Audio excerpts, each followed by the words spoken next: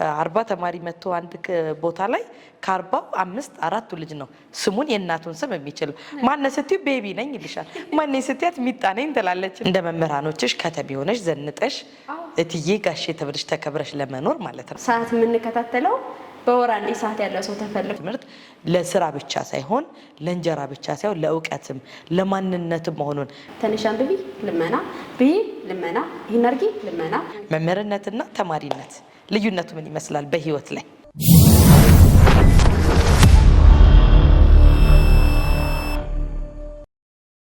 ቤተሰቦች ልጆቻቸውን ራሳቸው መመገብ እንዲችሉ አድርገው ራሳቸው ኮዳቸውን ከፍተው መጠጣት ቢችሉ መክደን እንኳን ይከብዳል ቢያንስ ግን ከፍተው እንዲጠጡ ፍላጎታቸውን እንዲገልጹ ማንነታቸውን እንዲገልጹ ቢያንስ ስማቸውን የእናት ስም የአባት ስም ከዛ ደግሞ እነኚህን ነገሮች አንድ ጥቃቅን የምንላቸው እኛ እኮ እንደመማለን እኮ 40 ተማሪ መጥቶ አንድ ቦታ ላይ ከ40 5 4ቱ ልጅ ነው ስሙን የእናቱን ስም የሚችል ማነው ስትዩ ቤቢ ነኝ ይልሻል ማነው ስትያት ሚጣ ነኝ ትላለችና እንደዛ እንዳይሆኑ ምክንያቱም ቤቢ ሚጣ ከተባለ ስሙን አያውቅም ስትጠሪው ምግቡን ሁሉ ሳይበላ ሊሄድ ይችላል ያ ደግሞ ክፍተትን ይፈጥራልና እንደዛ አይነት ልጆችን ቢያመጡልን ትክክል ሊጠፉ ይችላሉ ሲጠፉ በተለይ ይሄ ኬጂ 3 አካባቢ ያሉ ልጆች ስልክ መያዝ አለባቸው የእናት ስልክ የአባት ስልክ ደብተር ላይ ስልክ እየጻፉ የሚልኩ አይጠፋም ብለው ነው የሚያስቡ ግን የሆነ አጋጣሚ ሊፈጠር ይችላል አንዴ ምን ገጠመኝ መሰለሽ ወንድ ልጅ ኬጂ 3 ላይ ያለ ሴቷ እኔ ክፍል ኬጂ 2 ላይ ነች ወንድምና እህት ማለት ናቸው ወንድምና እህት አሉና ልጅቷን ተቀብላ ቀጥታ ወንድሟ ጋር ሄደች የወንድሟን ውጤት እያየች ልጅቷ እናቷ የወጣች መስዋዕት ላጥ ብላ ወጣለች ሄዳለች ወጣ የሆነ ሆሪዞንታል መንገድ ሄዳ ታጥፋለች ከዛ ይዘው ከቧታል እኔ ደግሞ ሌላ ህፃን ልጅ ወጣ አጋጣሚ ሆኖ ማለት ነው እና እያለቀሰች ነው በጣም እያለቀሰች ነው ስትዞር እናቷ የለችም ስትዞር አባቷ ወንድሟ የለም በጣም ደግጣ እያለቀሰች ነው ማለት ነው ግን ዩኒፎርሟ ስለታወቀ ዝም ብለው ይዘዋት ወላጆችም አሉ ሌሎችም አሉ በቆሙበት የኔ ልጅ ናት እኮ ልክ ሄድኩኝና ሳያት ደንግጬ ልክ እኔን ስታይ እንዴት አቀፈችኝና ብላ ነው ያለቀሰች ግን ልጅቷ ምንም እየተናገረች አይደለም ስሟንም እየተናገረች አይደለም ምንም እየተናገረች አይደለም ወዲያው ግን ምን መደረግ አለበት ደብተር አውጥታ የሆነ እንትን አውጥቶ መደወል ይችላል እንደዚህ አይነት እና ርቃ ሄዳ ቢሆን ኖሮ የእውነት ያን ቀን በጣም ነበር የዘገነነኝ ብዙ አጋጣሚዎች አሉ ልጆች እና ለእንደዚህ አይነት ኮንዲሽን ስልካቸውን ማስቻል ቢችሉ የእናት ስም የአባት ስም እንዳልሽው በደንብ በትኩረት የአያት ስም ማን ነው እታቴ እትዬ የቤት ስም ነው ትክክል እና ብዙ ጊዜ የአያት ስም ከሌለ እዛ ጋር እንትናችን ላይ ዶክመንታችን ላይ ከልጆች ማግኘት ከባድ ነው በጣም ምንድን ነው የማያውቁት ኬጂ 2 ሆነው ኬጂ 3 ሆነው ኬጂ 1 ሆነው ያ ማለት ይሄ ራስን ማወቅ የሚባለው ነገር እየተገነባ አይደለም ማለት ነው ራስን ማወቅ የሚለው ይሄ ሰልፍ ስቲም ለራስ ግምት መስጠትና የሚባሉ ነገሮች እየዳበሩ መጡት ከዚህ ከልጅነታቸው ይሄ ቃ ይሄ ነው ብለው እንደሚያሳውቁት ሁሉ ይቺ አክስትሽ ነች ይቺ እናትሽ ስሟ ከሌ ነው አያት ከሌ የሚለው ይሄ ማህበረሰባቸው ቤተሰባቸውን አካባቢያቸውን እንዲያውቁ ማድረግም ይሄ ትልቅ ኃላፊነት ነው ትኩረት ቢሰጠው ግን ቀላል ነገር ነው የሚመስለው ለልጆቹ መሰረታቸው ማለት እሱ ነው አክስቴ ከሌለ ብሎ አወቀ ማለት ኦሬዲ ራሱን ነው ያወቀ ያለው በሚገባ ከዛ ጀምሮ ነው ይሄ ማወቅ እውቀት የሚባለው የቃላት ክምችት የሚባለው ነገር ወደ ልጆች አምሮ ሶፍትዌሩ መጫን የሚችለው ስለዚህ ሶፍትዌሮችን መልካሞችን እየመረጥን ማወቅ ያለባቸውን ነገሮች ላይ ትኩረት ብቻ አድርገን እያሳወቅናቸው ብንሄድ መልካም ነገሮችን እየጫንባቸው ብንሄድ መልካም ነው ብዬ አስባለሁ መልካም እንግዲህ ይሄ በጣም አድርጌ ነው የማመሰግነው ወደ ቀጣዩ ጥያቄ ሲሄድ ደግሞ ትምህርት ወደ አንቺ ባክግራውንድ ልመለስና ትምህርት በገጠርና በከተማ ምን ይመስላል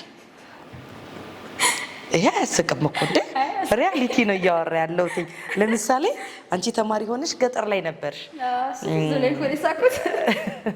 መምህር ሆነሽ ደግሞ አዲስ አበባ ላይ ነሽ እንዲሁም ደግሞ ስትሄጂ አሁን በመምህርነት እድሜሽም ደግሞ ቤተሰብ ለመጠየቅም ለአንዳንድ ጉዳዮችም ወደ ክፍለ ሀገር በምንወጣበት ሰዓት ላይ ያለው የትምህርት ሂደት ተማሪነትም መምህርነትም በገጠር በከተማ ምን ይመስላል ልዩነቱ እንዴት ነው ጠቅላላ አድርጌ ያው ትምህርት በከተማና ትምህርት በገጠር እስኪ እንደሚለው ማለት ነው ትምህርት በገጠር በቃ ታክተሽ ነው ቅድም እንደነገርኩሽ መምራኖችሽ አይደል ሞዴሎችሽ ስለዚህ እዛ ጋር ማምለጥ የምትፈልጊው ነገር አለ ያንን ለማምለጥ ፈልገሽ ነው የምትማሪው የምር አንገብግቦሽ አለመማር ራሱ ያምሻል። እንደ መምህራኖችሽ ከተማ ሆነሽ ዘንጠሽ እትዬ ጋሼ ተብለሽ ተከብረሽ ለመኖር ማለት ነው። እና ከመፈለጋችን የተነሳ ብዙ ቻሌንጆችን አልፈን እንማራለን። ኢቨን መቅረት እንኳን አንፈልግም። ብዙ ቻሌንጆችን ስልሽ ሌሊት ነው የምትነሺው። በነገራችን ላይ ይሄ ሁሉ የሚሆነው እኮ 7 ዓመት 8 ዓመት ገጠር ላይ አንደኛ ክፍል ነው የሚጀመረው።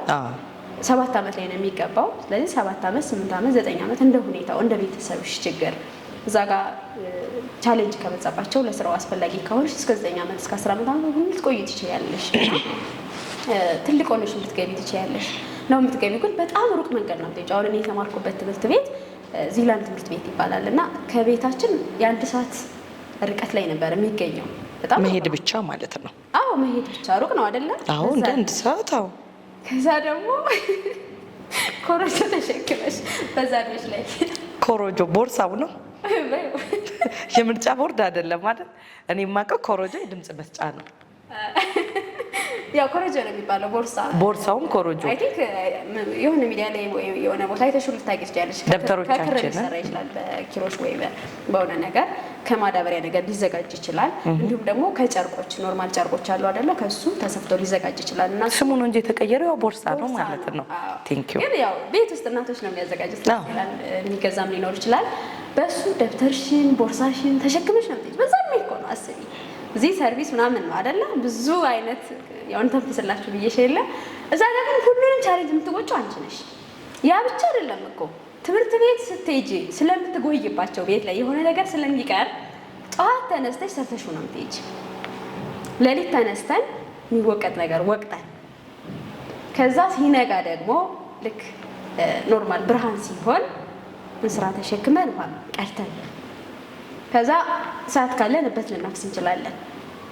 ሰዓት ከሌለን ከብቶቹ ጋጣ ውስጥ ገብተሽ ማለት ነው። ምሳ ማሰር የለም።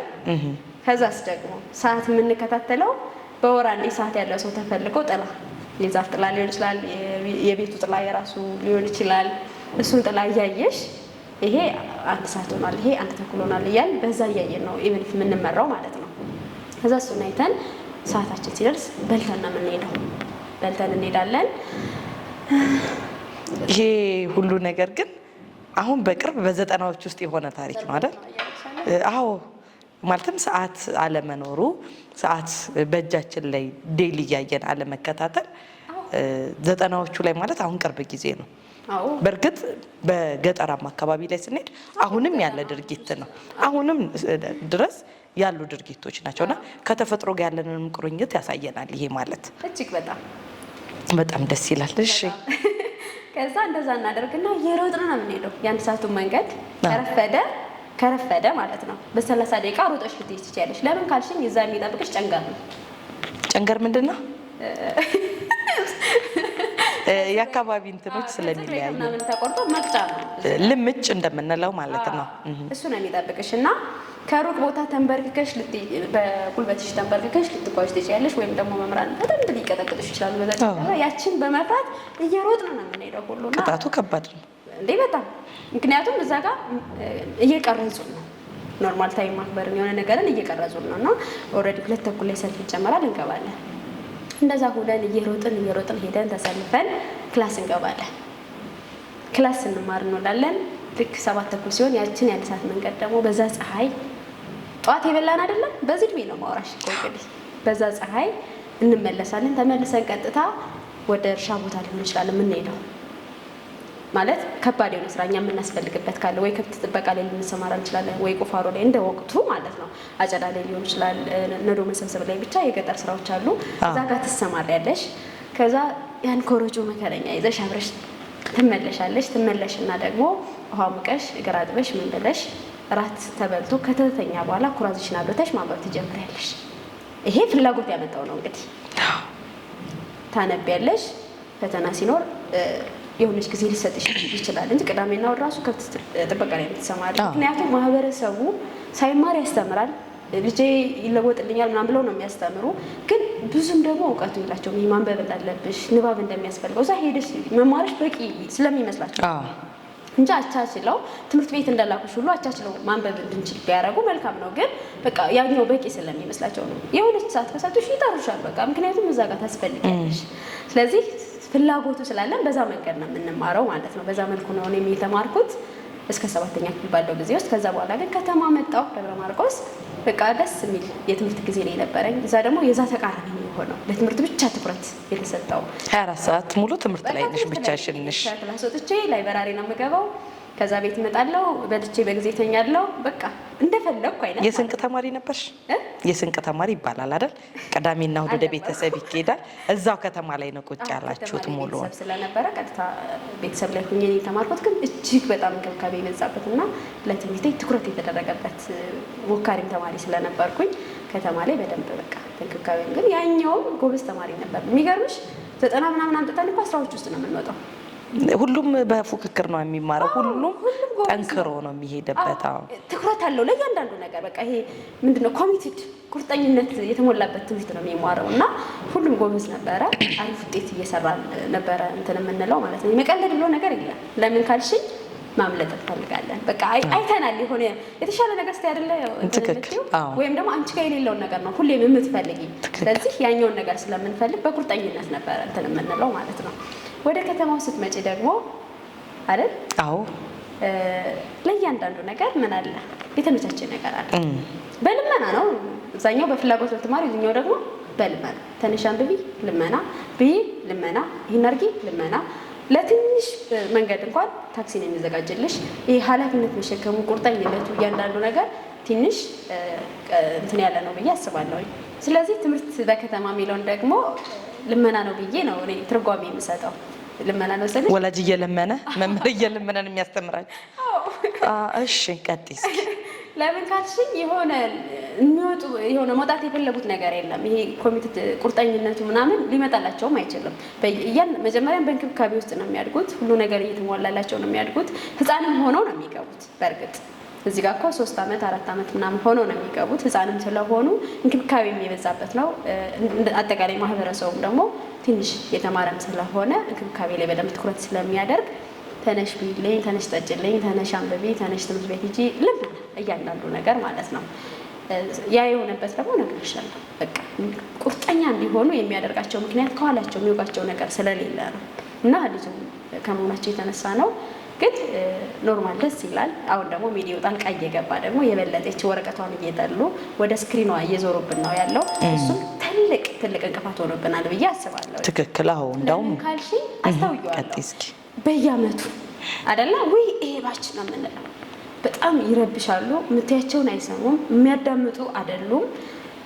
ለምን እዛ ጋር እየገባባቸው ባድ ነገር ነው። ስለዚህ በየባቹ አዲስ ነገር ነው እየገጠመን የሚመጣው። ፎከስ የሚያደርጉበት ነገር ሌላ ስለሆነ ዩቲዩብ ላይ ምናምን የተለያዩ ነገሮችን ስለሚያዩ ከተማ ላይ ይሄኛውም ሌላ አንድ የሚረብሽ ነገር ነው ብዬ አስባለሁ። ስለዚህ ከተማ ላይ ያለውን ትምህርት በደንብ ጥንቃቄ የተሞላበት ቢሆን፣ ትኩረት የተደረገበት፣ ክትትል የበዛበት ቢሆን መልካም ነው ብዬ አስባለሁ።